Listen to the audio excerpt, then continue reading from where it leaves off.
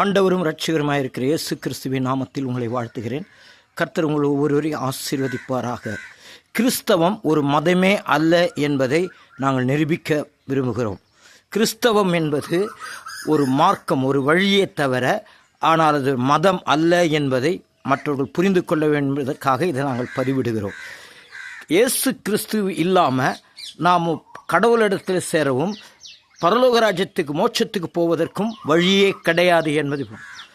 ஏன் இயேசு கிறிஸ்துவை நாம் ஏற்றுக்கொள்ள வேண்டுமென்னா, நாம் கெட்டு போகக்கூடாது, நமக்கு நித்திய ஜீவன் உண்டு என்ற நம்பிக்கை. அதுக்காக தான் நாம் இயேசு கிறிஸ்துவை, இதுதான் பிரஜாபிதா முதன்மையான பலி என்று ஸ்லோகங்கள் சொல்கிறது. இதனுடைய காரியம் என்னவென்று கேட்டிங்கன்னா, ஒரு காரியம் நீங்கள் பாருங்கள், அது என்ன சொல்கிறாருன்னா, ரத்தம் சிந்துதல் இல்லாமல் பாவ மன்னிப்பு இல்லைன்னு சொல்லி அந்த சமஸ்கிருத ஸ்லோகங்கள் தெளிவாய் சொல்லுகிறது.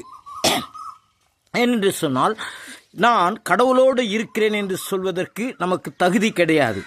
ஏன்னால் கடவுள் பரிசுத்தமானவர், கடவுள் சாந்த குணம் உள்ளவர், கடவுள் மன்னிக்கிறவர்.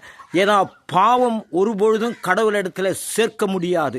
விபச்சாரம், வேசித்தனம், விக்கிரகாராதனை, மந்திரம், ஆண்டவரை பொறாமை, எரிச்சல், கோபம், வைராக்கம், பிரிவினைகள், மார்க்க பேதங்கள், இவைகள் எதுவும் கர்த்தரிடத்தில் கொண்டு செல்லாது என்பதை தான் முதல்ல புரிந்து கொள்ள வேண்டும். ஏனால் ஒரு மனுஷனுக்குள்ளே கடவுள் இருந்தால் அவன் மற்ற சமயத்தை சேர்ந்தவர்களை அவன் துன்புறுத்தவே மாட்டான். ஏன்னா அவனுக்கு கடவுள் இல்லை, ஆனால் அவனுக்கு உணர்வு இல்லை, அந்த அறிவு இல்லை என்பதை மட்டும் நாங்கள் தெரிந்து கொள்ள முடியும். ஆனால் இந்த பதிவின் மூலமாக நீங்கள் தெரிந்து கொள்ள வேண்டிய ஒரு காரியம், நீங்கள் துன்புறுத்துறதுனால உங்களை எதிர்த்து கிறிஸ்தவன் ஒருவனும் உன்னை எதிர்த்து நிற்கவில்லை. நீ அடிக்கிற அடியை வாங்க, என்றைக்காவது அதை நோக்கி பார்த்திருக்கிறீர்களா? ஏனால் கிறிஸ்துவை தன்னை வெளிப்படுத்தும்படியாய், கிறிஸ்து மன்னித்தது போல உங்களை மன்னிக்கும்படியாய் அவன் செய்திருக்கிற அந்த காரியத்தை நீங்கள் சிந்திக்க வேண்டும் என்பதை கர்த்தர் வெளிப்படுத்துவதற்காக ஸ்தோத்திரம். நாளில் விசேஷமாக ஒரே ஒரு காரியம், பகவத்கீதையிலே கர்மசோ கௌசலம் என்ற ஒரு வசனம் இருக்கிறது. அந்த வசனத்துடைய காரியம் என்னவென்று சொன்னால், செய்கிறதை சரியாய் செய்து முடித்தார். எதை முடித்தார்? சிலுவையிலே நம்முடைய எல்லா பாவங்களுக்காகவும் செய்து முடித்தார். அந்த சிலுவையின் மூலமாய் தான் நான் கடவுளோடு தொடர்பு கொள்ள முடியும் என்பதையும் அதை தீவிரமாய் வெளிப்படுத்தினார். நான் அக்கிரமத்திலும் பாவத்திலும் மரித்திருந்தேன், என்னுடைய ஜீவியம் சரியில்லாத ஜீவியமாக இருந்தது. ஆனால் கடவுளுக்கும் எனக்கும் தொடர்பு இல்லை. நான் பாவம் செய்யக்கூடாது என்று நினைத்தாலும் பாவம் செய்யும்படியாய் அது தூண்டுகிற ஒரு காரியத்தை நான் பார்க்கிறேன். இந்த அருமையான வேளையிலே நீங்கள் அதை பார்த்து யோசித்து பார்த்தீர்களா? ஏனென்று சொன்னால், கடவுளை ஒருவனும் ஒரு காலம் கண்டதில்லை. நட்ட கல்லும் பேசுமோ நாதன் உள்ளிருக்கையில், சுற்றி சுற்றி முனமுனக்கும் சொல்லு மந்திரமேதடா.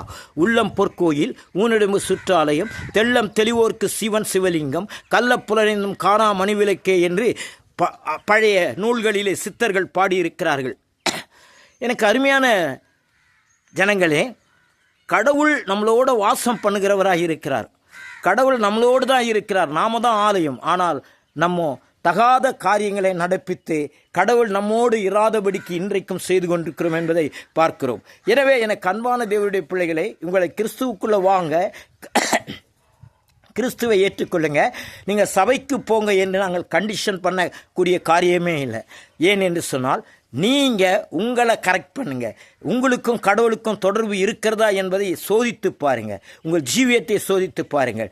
நீங்கள் கடவுளோடு தொடர்பு கொள்ள வேண்டும் என்று ஒரு முழு நிச்சயம் நம்பிக்கை இருக்குமானால், அதுக்கப்புறம் தேடுங்கள் கடவுளை. யார் உண்மையான கடவுள் என்பதை நீங்கள் என்ன செய்யணும், கேட்கும்படியாக கர்த்தர் உதவி செய்வாராக. ஏனென்று சொன்னால், இந்த பதிவை நீங்கள் பார்க்கிற நீங்கள் ஒருபொழுதும் அது மதம் அல்ல. சரி, மதம் என்று சொல்கிறார்களே, அவர்களுடைய ஜீவியம் எப்படி இருக்குது, அவர்களுடைய பாவங்கள் எப்படி இருக்குது? விபச்சாரம் பண்ணுகிறார்கள், வேசித்தனம் பார்க்குறார்கள், அடிக்கிறார்கள், கொலை செய்கிறார்கள், துன்புறுத்துகிறார்கள், லஞ்சம் வாங்குகிறார்கள், எல்லாம் செய்கிறாங்களே. ஏன்? அதை கொஞ்சம் யோசித்து பார்த்தோமா? இன்னொரு காரியம் பாருங்கள், இன்றைக்கு பூமியை ஆளுகிறதே கடவுளுக்கு எதிரடையான ஒருவன் தான். ஒருபொழுது கடவுள் ஆளவில்லை. கடவுள் இந்த பூமியை ஆளுவார் என்று சொன்னால், இந்த பூமியிலே சமாதானம் இருக்கும், இந்த பூமியினிலே சந்தோஷம் இருக்கும். ஆனால் இல்லை, இனி சந்தோஷமோ சமாதானமும் இன்னைக்கு கிடையாது. எந்த ஆட்சி வந்தாலும் இனி அந்த ஆட்சி யாருடைய ஆட்சியாக இருக்கும் என்று சொன்னால், கடவுளுக்கு எதிரடையானவனுடைய ஆட்சியாக இருக்கும் என்பதை புரிந்து கொள்ளுங்கள். மோடி நல்லவர் தான், முதலமைச்சர்கள் எல்லாமே நல்லவர்கள் எல்லா தேசத்திலும். ஆனால் அவங்க செய்கிற காரியங்கள்லாம் எப்படி இருக்குதுன்னு சொன்னால், துன்புறுத்துகிறதும், ஜனங்களை அடிக்கிறதும், கொலை செய்கிறதும், பலவித காரியங்களை செய்கிறார்கள். என எதற்காக செய்கிறார்கள்? அவர்கள் அல்ல, அவர்கள் எல்லாருமே நல்லவர்கள் தான். ஆனால் அவர்களுக்குள் ஆளுகை செய்கிற அந்த கடவுளுக்கு விரோதமான எதிர் சக்தி தான் அதை செய்கிறது என்பதை புரிந்து கொள்ளுங்கள். இந்த பதிவை பார்க்கிறவர்கள் தயவு செய்து இந்த பதிவை மற்றவர்களுக்கு ஷேர் பண்ணுங்க.